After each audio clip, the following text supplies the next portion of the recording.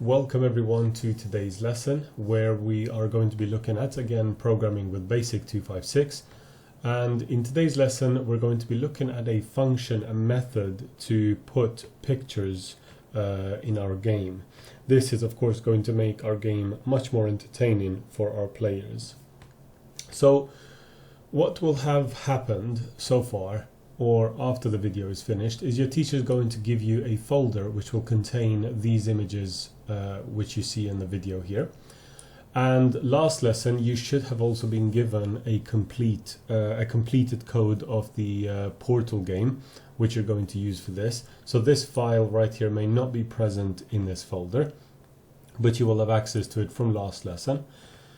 And so what we're going to have a look at now is how to import or how to load into our game this image right here, which is the corridor, because it's the first level that the player wakes up on if you've played it last lesson.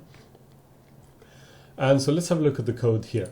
So if I want to see my graphics output, I'm going to go to the View menu button and I'm going to press this option that says Graphics Window Grid Line. So if I activate that, the grid lines will come up and you will notice that the graphics output by default is 300 pixels by 300 pixels.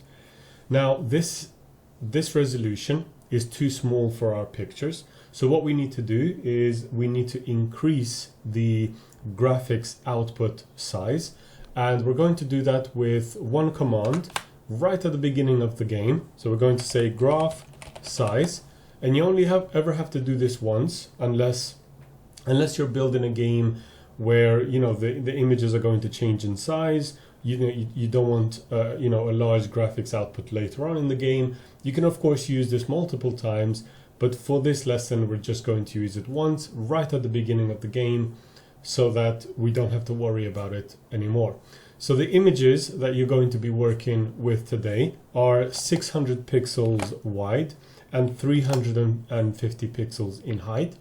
So if I run my code now, you'll notice of course the text output is going to show up with the corridor level, but what you will also notice is my graphics output kind of grid lines increase as well to these dimensions that I've specified on the first line. So if I press run, there we go. You'll notice of course the corridor level has loaded onto the text output, and of course the graphics output has increased in size as well. Now there is, I think, oh no, actually no, it's 350, that's correct. I thought it might have been cut off here at the bottom, but yeah, so it's 600 by 350, and you can see it by these numbers here on the graphics output. So we're going to leave the grid lines on there for now. We're going to remove them a little bit later on. So what I want to do now is I want to load that first picture that is in the folder, the corridor picture. So what I'm going to do is I'm going to put a space here right between the level descriptor and the menu which asks the player where they want to go. Now of course you don't have to put it in this exact same place that I'm putting in. You can do it right here, you can do it before the descriptor, but I just want to do it right here for the sake of this demonstration.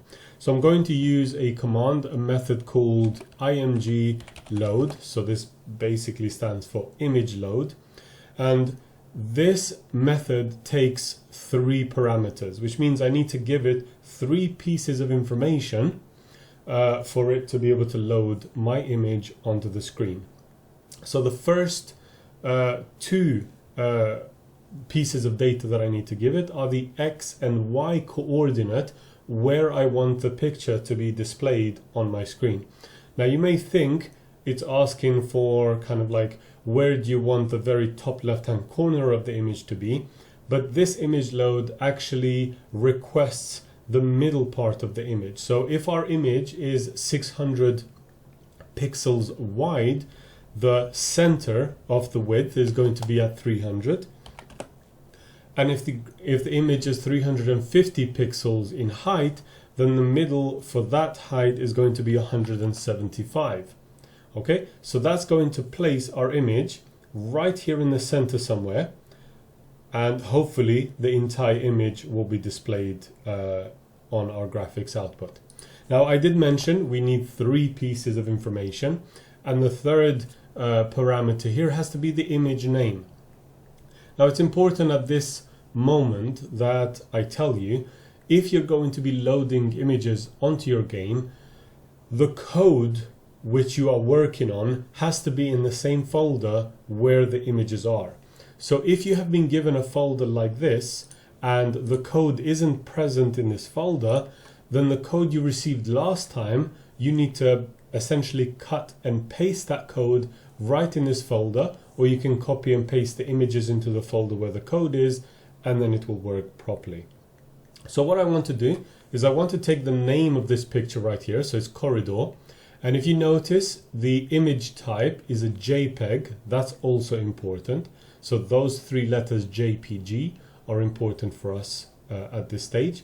So what I'm going to do is I'm going to open up a quote, and I'm going to say corridor, and I'm going to say .jpeg, which is the image type, and I'm going to close the quote like this. So if I save my work now,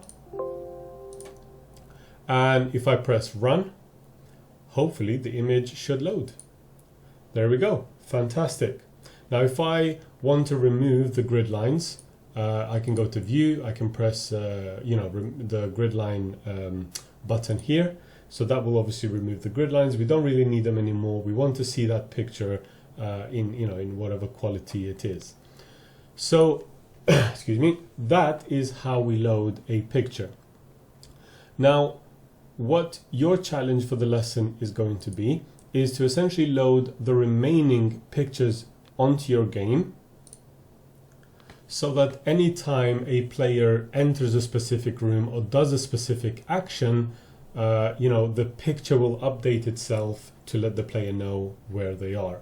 And all of the images have been named appropriately, so you know exactly where they are. For challenge, you are going to have these pictures here. For example, the kitchen comes in 2 varieties. So you've got a kitchen with a pan in the background, and if the user picks up the pan, then anytime the user enters the kitchen from that moment on, the image without the pan should be loading. So what you want to do is you want to be making use of those if statements we have learned about to essentially allow your program to make a selection, whether to display the image with the pan or not.